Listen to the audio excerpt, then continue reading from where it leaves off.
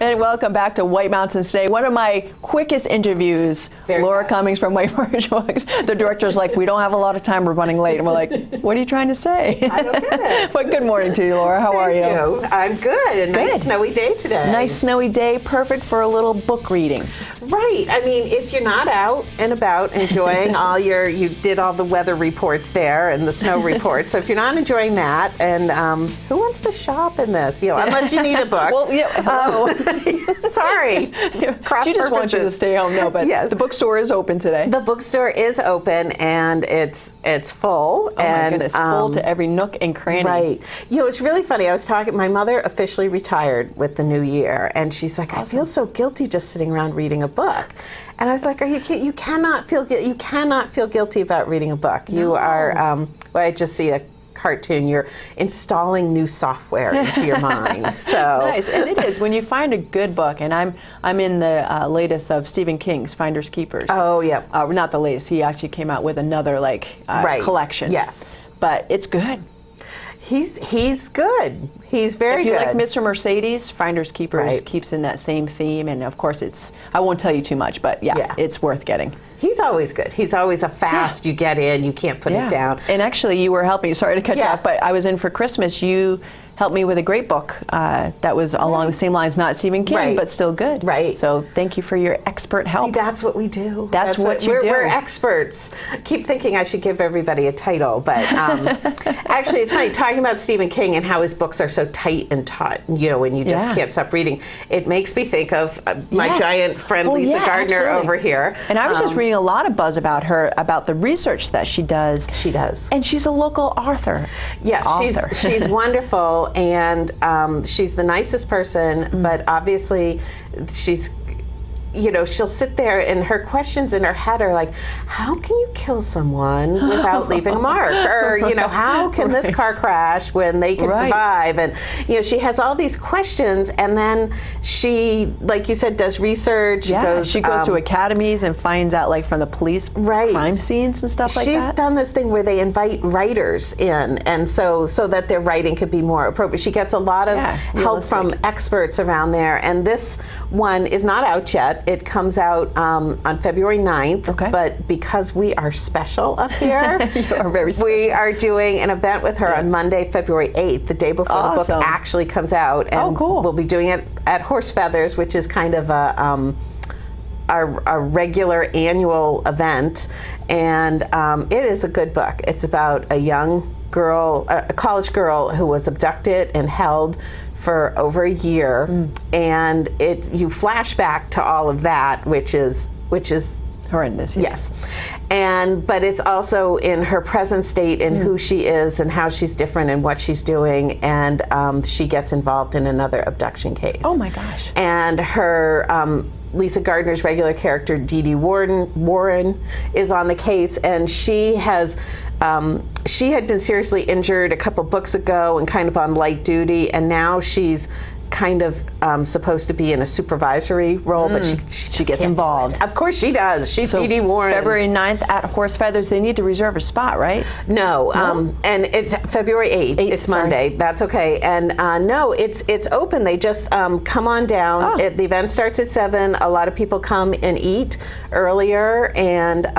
then we just set up and she talks, and we have the books there, and it's always been a fantastic event. We fill the place right up. That sounds really cool. So February 8th at Horsefeathers. Start time? 7. It's 7 o'clock, but go ahead early and get some dinner and some drinks. Yes, and Horsefeathers has always been fantastic. Awesome. We take over the whole upstairs, basically. And it used to be the up bar.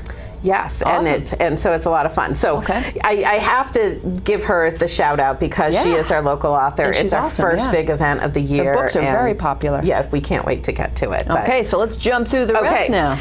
And we'll do it quickly. So one of the things we talked about was with the new year, what do you do? I mean, I could have brought a bunch of diet books and a bunch of, clean your house books, but who wants to do that?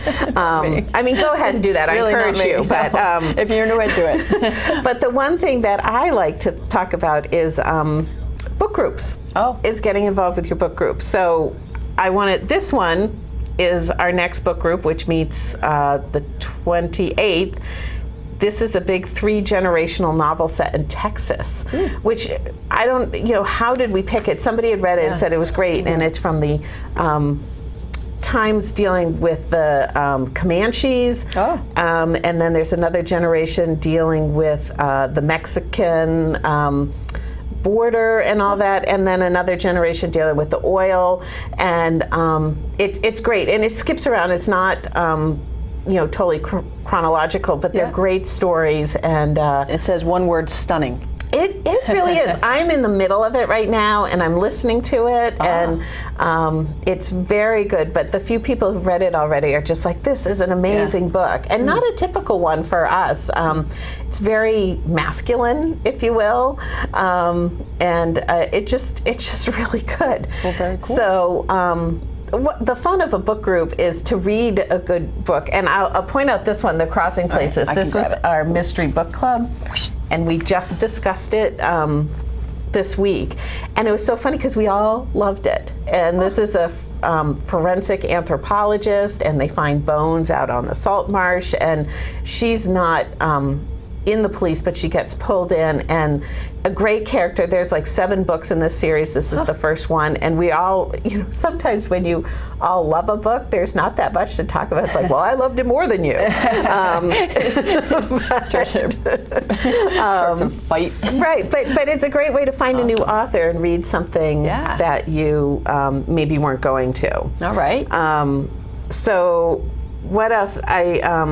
And book groups at White Birch, how do they get involved? Book groups at White Birch, we have 2 a month. Okay. We have our Mystery Book Club, which is the second Thursday of every month, and what we call our Thursday night book group, because we're obviously very creative at the time. And that meets on the 4th Thursday. It's the KISS principle. And that, yes, and that's mostly reads fiction, mostly reads contemporary fiction. Every so often a nonfiction title or a classic gets in there. But the book groups are always open. They start at 7, and they're open to any new people. It's not a test. It's not a quiz.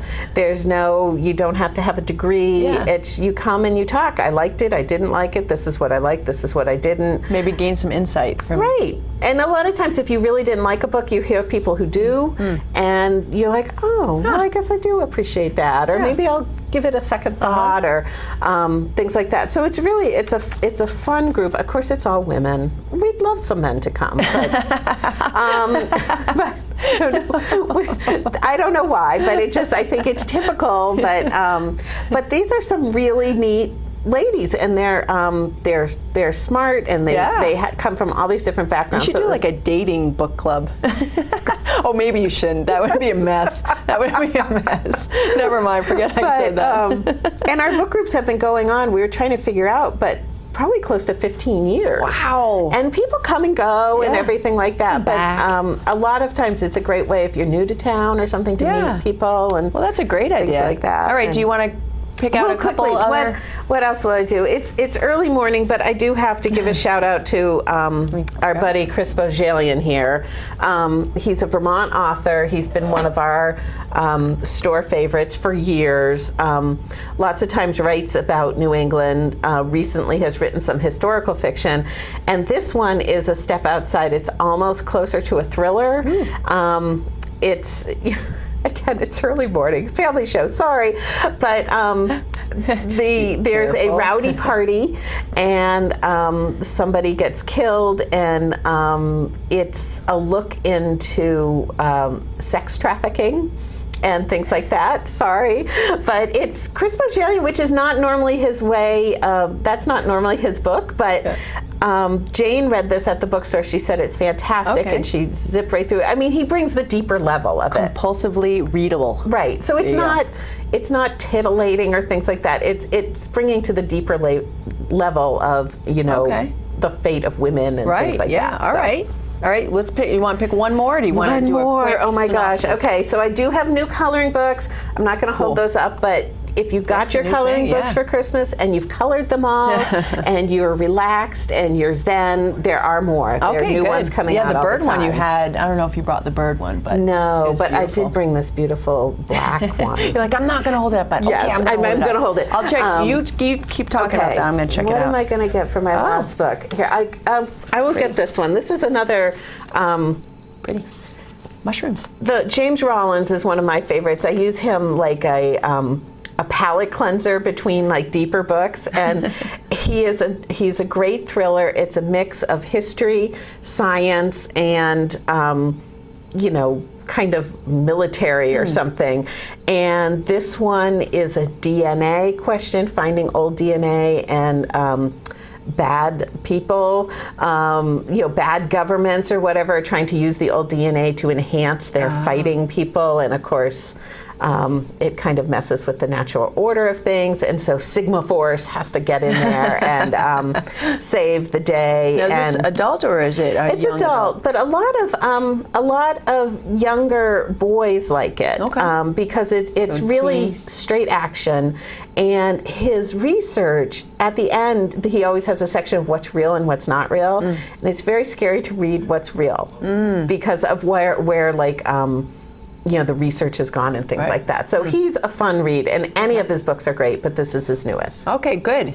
Can we do one more? Can we do one more? One more. What do I even have here? Hans. It's Hans having a local just book. Gave me the eye. A local book. Okay, local book. This is this came out just I think we got in the store like the very 1st of December. Whenever a local book comes out, it's always a big deal because one of those Mount Washington Valley type of books that you need to read. This one was hard to get for the month of December, trying to make sure we had enough because it was the hot book. And again, it's just more, it's kind of a lesson book of things that go wrong in the mountains and what you can learn from that type of thing. Yeah, but people underestimate the White Mountains all the time. They do. So this is the little subtitle is Life, Death, and Choices Made in the Mountains of the Northeast. Right.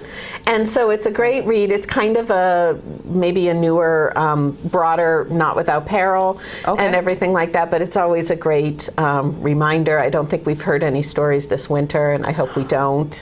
Yes, knock on wood. That's always one. But we do have it plenty in stock now, and it is like the new Northeast And this is book. all in stock now, so you can get on over to White Birch Books. Yes. You guys are also on Facebook. We're on Facebook. We do Staff Pick Fridays on Facebook, Hot Pick Tuesdays on Tuesdays, and just other stuff in there. And open 9:30 to 6, Monday through Saturday, Location? 10 to 5 on Sunday. Right in the village, across from TD Bank, just south of the playground in the new community center. Yeah, I love her store. You guys got to get in. Besides the coloring books and all the knickknacks by the counter, she has a full selection of books in there, and also recommendations, which are so important. So, Laura, thank you so much. Always a pleasure to have you. Sorry, Hans. Yeah, sorry, Hans. Okay, we'll be back with more here on White Mountains Today.